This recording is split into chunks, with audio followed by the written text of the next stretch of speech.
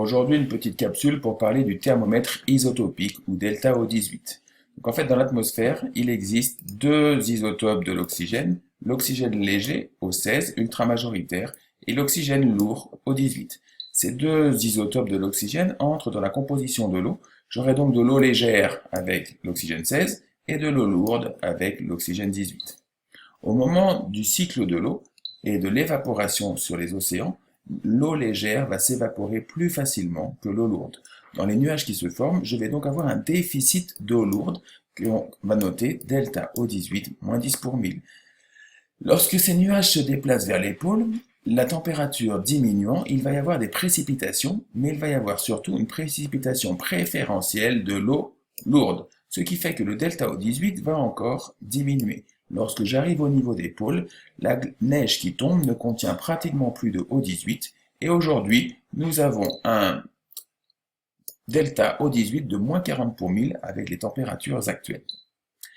Mais au cours des temps géologiques, il y a eu des périodes froides et des périodes chaudes. Lors des périodes froides, j'ai très peu d'évaporation. Donc le seul eau qui s'évapore va être principalement de l'eau 16, ce qui fait que les glaces déposées au niveau des pôles vont être très pauvres en O18. Le delta O18 peut être de l'ordre de moins 50 pour 1000 par exemple.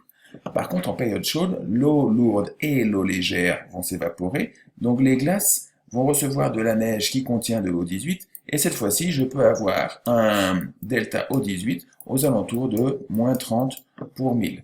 On va donc, grâce à cela, pouvoir construire un thermomètre isotopique, c'est-à-dire que si je connais le delta O18 d'une glace, je vais connaître la température à laquelle cette glace s'est déposée. Dans les océans, on va obtenir, le delta O18 va aussi nous être très utile dans les carottes sédimentaires. En effet, quand on creuse et qu'on obtient des forages, on obtient des carottes comme celle-ci au fond d'écran, et dans ces carottes, on trouve des petits animaux qui s'appellent les foraminifères. Ces foraminifères sont d'excellents fossiles stratigraphiques, car ils ont vécu assez peu de temps. Donc si je trouve cette espèce, par exemple, je sais qu'elle date du Paléogène. Or, les foraminifères sont aussi des petits coquillages composés de calcaire CaCO3. Donc en analysant ces coquillages, on va encore retrouver les isotopes O18 et O16, et on va donc pouvoir connaître la température de l'océan dans lequel ils vivaient. En espérant que cette petite capsule ait été utile, à bientôt.